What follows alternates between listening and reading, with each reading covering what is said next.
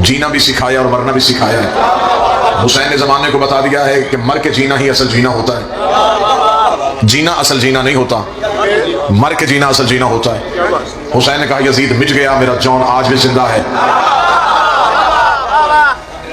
عمر ابن سعد مر گیا، حبیب ابن مظاہر آج بھی زندہ ہے۔ تختوں والے چلے گئے، بختوں والے زندہ ہیں۔ بھونکنے والے چلے گئے، سجدے کرنے والے آج بھی زندہ ہیں۔ لہذا کبھی بھی میری قوم کا نوجوان، میری قوم کا بچہ اس چیز سے نہ گھبرائے کہ ہم تھوڑے ہیں تو شاید ہمیں خاموش زندگی گزارنی چاہیے۔ مزہ اسی زندگی کا ہے، حکومت یزید کی ہو، راج حسین کا ہو۔ یہ زبانیں کٹ سکتی ہیں لیکن یہ سوائے آل محمد کے کسی کا ذکر نہیں کر سکتے۔ کسی اور کے پیر کا ذکر عبادت ہوتا تو شاید ہم کسی کا ذکر کر لیتے۔ یہ ہمیں شیوا، یہ ہمیں عقیدہ دیا ہے میثم تمار نے، جس نے فراز دار پہ جا کے، جس نے تختے پہ جا کے، پھانسی کے تختے پہ جا کے کیا کہنے میثم تمار، مرزا جی کیا کہنے میثم تیرے عقیدے کے۔ علی نے کہا میثم تجھے میری محبت میں اس کھجور کے ساتھ پھانسی لٹکایا جائے گا۔ میثم جاؤ جا کے صاحب بھائی اس کھجور کے پودے کو پانی دے کے کب تو بڑی ہوگی، کب مجھے علی کی محبت میں موت آئے گی۔ زمانہ کہتا میثم تمہیں زندگی سے پیار نہیں، میثم نے کہا مجھے زندگی سے زیادہ علی سے پیار ہے۔ میرے جسم اور روح کا رشتہ ٹوٹ سکتا ہے، میری زبان سے علی نہیں نکل سکتا، میرے ذہن سے حسین نہیں نکل سکتا۔ کیا کہنے میثم تمار کو جب تختہ دار پہ لایا گیا، اس وقت کہ ابن زیاد نے کہا میثم تو علی کو چھوڑ دے، میں تجھے چھوڑ دیتا ہوں۔ میثم مسکرا کے کہتا اگر تجھے کوئی کہے کھانا پینا چھوڑ دے تو کیا تو چھوڑ دے گا؟ اس نے کہا نہیں چھوڑ سکتا۔ میثم نے کہا تو سانس لینا نہیں چھوڑ سکتا، میں علی علی کرنا نہیں چھوڑ سکتا۔ اس نے کہا پھر میں تجھے قتل کروں گا۔ میثم نے کہا تو پہلے قتل نہیں کرے گا، تو پہلے میری زبان کاٹے۔ جو جوان بیٹھو سر اٹھانا جن کی عقیدے جوان۔ میثم تمار نے کہا تو پہلے مجھے قتل نہیں کرے گا، تو پہلے میری زبان کاٹے۔ اس نے کہا تجھے کس نے کہا کہ میں پہلے تیری زبان کاٹوں گا؟ میثم نے کہا صدیوں پہلے کائنات کے وارث بتا گیا تھا، پہلے تیری زبان کاٹی جائے گی، پھر تجھے پھانسی لٹکایا جائے گا۔ تو تیرے جیسا کتا ہزار میرے لیے موت کا حکم دے۔ جب علی کہہ کے گیا ہے کہ پہلے زبان کاٹی جائے گی، جب لسان اللہ نے کہا ہے کہ پہلے زبان کاٹی جائے گی، تو تیری کیا ضرورت ہے کہ تو پہلے میری گردن کاٹے؟ تو پہلے میری زبان کاٹے گا۔ ابن زیاد نے کہا اگر علی نے کہا ہے کہ پہلے تیری زبان کاٹی جائے گی تو ٹھیک ہے، پہلے میں تیری گردن کاٹوں گا تاکہ علی کا یہ فرمان غلط ثابت کرو، آنے والی نسلوں کو پتہ چل جائے کہ علی نوکر کو جو پیغام دے کے جاتا ہے وہ غلط ہوتا ہے۔ تیرے ہاتھوں میں رسیاں، تیرے پاؤں میں زنجیریں، تلوار میرے ہاتھ میں ہے، جلال میرے قبضے میں ہے۔ میں چاہوں پہلے گردن کٹواؤں، پہلے ہاتھ کٹواؤں، پہلے پاؤں کٹواؤں۔ تو کہتا ہے کہ پہلے میری زبان کاٹی جائے گی، میں پہلے تیری گردن کاٹوں گا، پھر تیری زبان کاٹوں گا تاکہ علی کے فرمان کو جھوٹا ثابت کروں۔ میثم تمار کے ہاتھوں میں رسیاں، پاؤں میں زنجیریں، کوفے کے مرکزی چوک میں میثم کو الٹا لٹکایا گیا۔ میثم نے کہا مرنے سے پہلے ایک دفعہ کوفے والوں کو اکٹھا کر میں کوئی بات کرنا چاہتا ہوں۔ ابن زیاد نے سمجھا کہ شاید معافی مانگے گا، علی کو چھوڑ دے گا۔ کوفے کے مرد اکٹھے ہو کے کوفے کے چوک میں آ گئے، الٹا لٹکا ہوا تھا علی کا نوکر میثم تمار کے ہاتھوں میں رسیاں، پاؤں میں زنجیریں۔ میثم نے کہا او کوفے والوں، ساری زندگی بچپن تمہارے ساتھ گزارا، جوانی تمہارے ساتھ گزاری، بڑھاپا تمہارے ساتھ گزارا، مرنے سے پہلے میثم چاہتا ہے میں تمہیں ایک بات بتا کے جاؤں جو کوفے والوں کو نہیں پتا۔ اتنا کہنا تھا کوفے والوں کا میثم وہ بات کون سی ہے جو کوفے کے مرد نہیں جانتے؟ میثم نے کہا یہ جو مجھے مارنے کے لیے آئے میں تمہیں بتانا چاہتا ہوں، وہ جو ہاتھ میں تلوار لے کے کھڑا ہے یہ بیٹا کسی اور کا ہے، کہلواتا کسی اور کا ہے، وہ فلاں کا بیٹا ہے، وہ فلاں کا بیٹا، وہ فلاں کا بیٹا ہے۔ میثم نے باپ کے شروع کر دیا، ہر بندے نے چہرے چبانے شروع کیے۔ ابن زیاد نے کہا جلدی کرو خنجر نکالو، میثم کی زبان کاٹو، کہیں یہ میرے باپ کا پتہ نہ بتا دے، کہیں یہ زمانے کو نہ بتا دے کہ میں اس کا بیٹا ہوں۔ اتنا کہنا تھا یہ ہاتھ میں خنجر آیا، میثم کی زبان پہ خنجر کا آنا تھا۔ میثم نے آنکھوں میں آنکھیں ڈال کے کہا شرم نہیں آتی، قرآن کو جھوٹا کہہ رہا تھا۔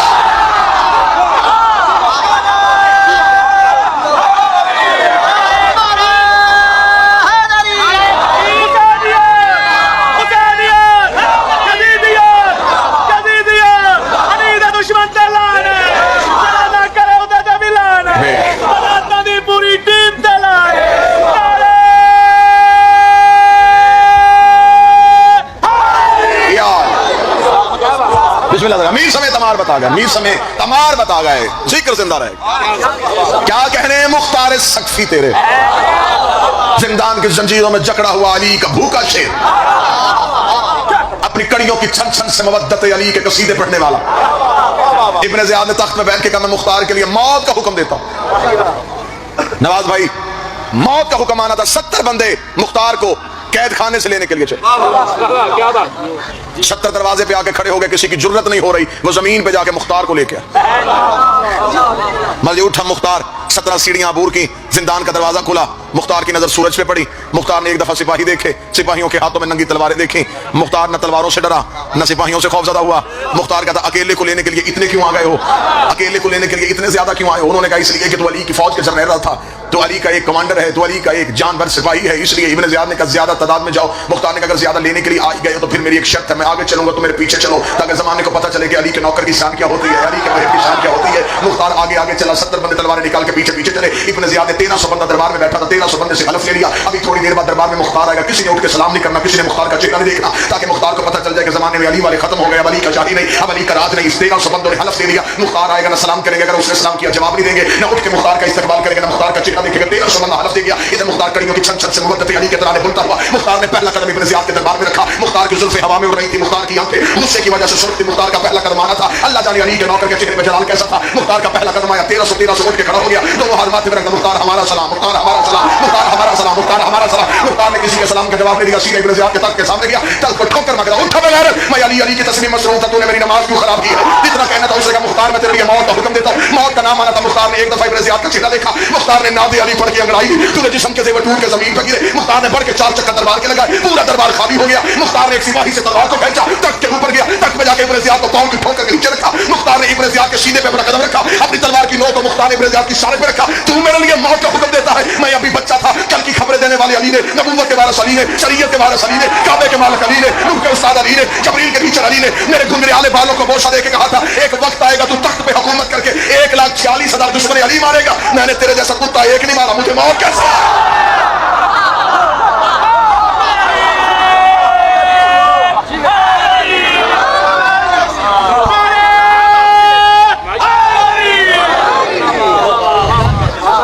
جاؤ سوال نعرہ تکبیر، نعرہ رسالت، نعرہ حیدری۔ پہلا سوال ہے جی کہ علامہ صاحب اگر کمرے میں تصویر امام حسین کی ہو تو وہاں نماز ہو جائے گی؟ بے شک نماز ہو جاتی ہے، تصویر حسین شبیہ حسین اور جو خود اللہ کی تصویر ہو، اللہ کی نماز اللہ کی تصویر کے سامنے ہو سکتی ہے۔ دوسرا سوال ہے کہ دائی حلیمہ کا اسلام میں کیا کردار ہے، کہ انہوں نے نبی پاک کی پرورش کی تھی یا نہیں کی تھی؟ میں پچھلے 8 سال سے پاکستان کے ہر ممبر پہ یہ چیلنج کر رہا ہوں کہ مجھے کوئی مسجد کے مولوی سے لے کے مفتی مکہ تک مجھے صرف اتنا بتائے کہ بی بی حلیمہ کا مذہب کیا تھا۔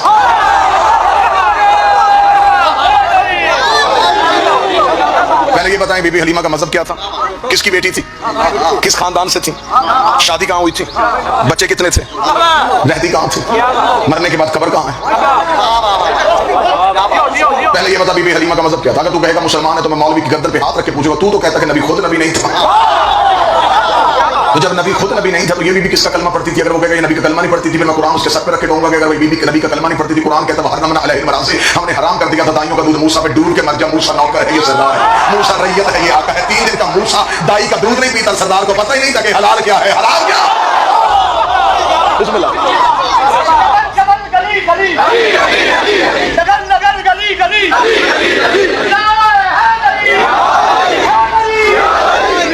ہمیں بتاؤ بی بی حلیمہ کا مذہب کیا تھا؟ اگر اس نبی کو دودھ پلایا ہے، پھر اپنی کتابوں میں لکھا انہوں نے کہ یہ نبی کو دودھ پلانے کے لیے آئی تھی، بی بی کی اونٹنی کمزور تھی، خود بی بی بیمار رہتی تھی، جب نبی کو اٹھایا اونٹنی صحت مند ہو گئی، بی بی تندرست ہو گئی، بی بی گھر میں گئی، بکریاں دودھ نہیں دیتی تھی، نبی آ گئے انہوں نے دودھ دینا شروع کر دیا۔ حلیمہ کے گھر میں کھجور لگی تھی، وہ پھل نہیں دیتی تھی، نبی آ گئے کھجور نے پھل دینا شروع کر دیا۔ اس کا مطلب مولوی اندر سے مان گیا نبی سے پہلے حلیمہ بیمار رہتی تھی، اونٹنی کمزور رہتی تھی، بکریاں دودھ نہیں دیتی تھی، کھجور پھل نہیں دیتی تھی، نبی آ گئے کھجور نے پھل دینے شروع کر دیے، بکریوں نے دودھ دینا شروع کر دیا، حلیمہ تندرست ہو گئی، اونٹنی صحت مند ہو گئی۔ اس کا مطلب یہ نکلا کہ حلیمہ نے نبی نہیں پالا، نبی نے حلیمہ کو پالا۔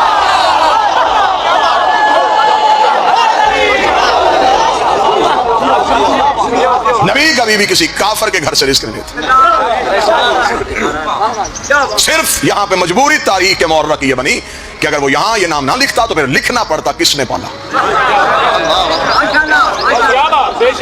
وہ نام لکھتے ہوئے موت آ رہی تھی، یہاں لکھنا پڑتا کہ ابو طالب نے پالا۔ ابو طالب کا نام بارے میں نہیں تھا، فرضی نام بنا لیے جی۔ ایک مائی تھی، نام اس کا حلیمہ تھا، وہ نبی کو پالتی تھی۔ اب تو ناتے بھی آ گئی ہیں بی بی پہ، تیری بکریاں نو پاواں گی میں چارہ، حلیمہ میں نو نار رکھ۔ کاش وہ مجھے شاعر مل جائے یا نعت خان مل جائے، میں ایک دفعہ اس سے پوچھوں صحیح کہ تیرے پروگرام کیا ہے، چاہتا تو کیا ہے، کیوں بی بی حلیمہ کی بکریوں کو تو چارہ ڈالنا چاہتا ہے؟ وہ کہے گا اس لیے ڈالنا چاہتا ہوں کہ یہ بی بی جو ہے یہ نبی کی کنیز تھی، حد ہو گئی ہے، نوکرانی کی بکریاں چار سکتا ہے، محمد کے بیٹے کا ذوالجلال نہیں چھوڑ سکتا۔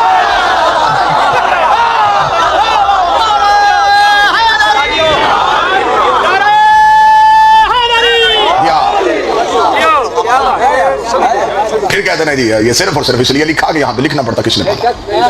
حضرت ابو طالب کا نام چھپا دیا, حلیمہ کا نام لکھ دیا. بتاؤ کس نے پالا؟ جی سرکار حضرت ابو طالب. نہیں جی وہ حضرت ابو طالب نے کلمہ نہیں پڑھا تھا. کلمے کو کیا ضرورت تھی کہ وہ کلمہ پڑھتا؟ چل اکثر میرے سامنے مجمع زمیندار ہے, سادہ ذہن لوگ بیٹھے ہیں, میرے بھائی مرزا نواز صاحب, صاحب پٹواری صاحب, سکلین, یہ سارے میرے بھائی, طاہر صاحب ممبر پہ تشریف فرمائیں. بھائیوں کی موجودگی میں میں تمام اہل اسلام سے یہ پوچھتا ہوں, سب سے پہلے ہمیں یہ بتائیں کہ اسلام کی پہلی دعوت کس کے گھر پہ ہوئی؟ کچھ بات پوچھنے کا تو ہم بھی حق رکھتے ہیں نا, کوئی سوال ہم بھی کر لیں. منت مانی ہوئی ہے کہ ساری زندگی ہم نہیں سوالوں کے جواب دینے, کوئی سوالوں کے جواب ہمیں بھی دے دیں. ہم کوئی وکری قوم ہے, ہماری کوئی خوراک علیحدہ ہے, ہمیں بھی سوالوں کے جواب دو. ہمیں بتاؤ اسلام کی پہلی دعوت کہاں پہ ہوئی تھی؟ جی حضرت ابو طالب کے گھر میں. مولوی اب ہمیں بتا ابو طالب کا گھر کہاں تھا؟ مکے میں. جی مکے میں. اللہ کا اپنا گھر کہاں تھا؟ مکے میں. تو جب اللہ کا اپنا گھر تھا,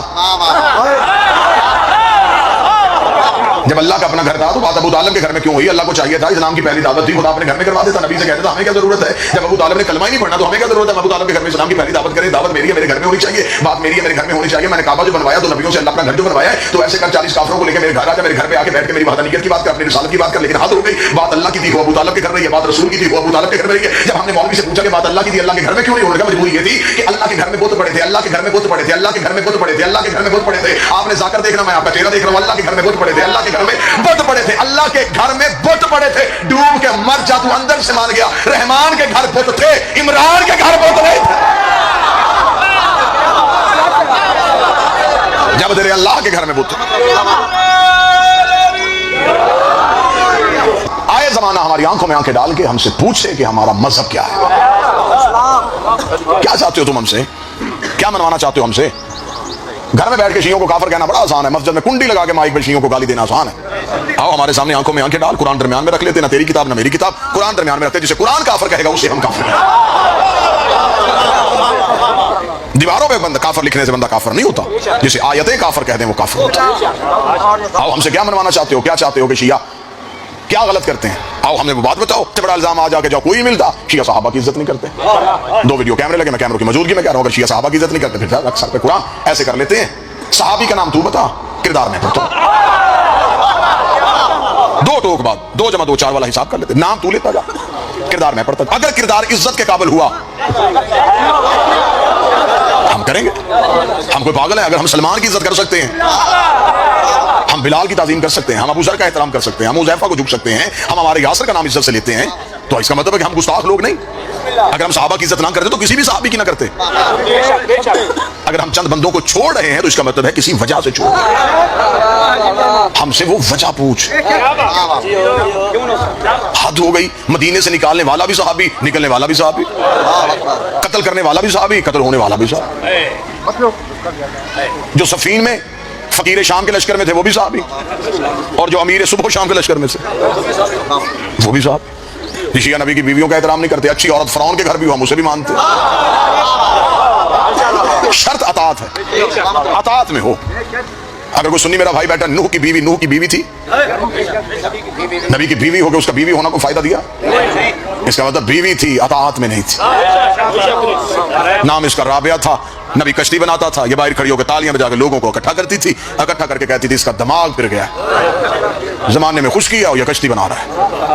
جو نبی کے گھر میں بیٹھ کے نبی کے دماغ پہ شک کرے وہ عزت کے قابل نہیں ہوتا.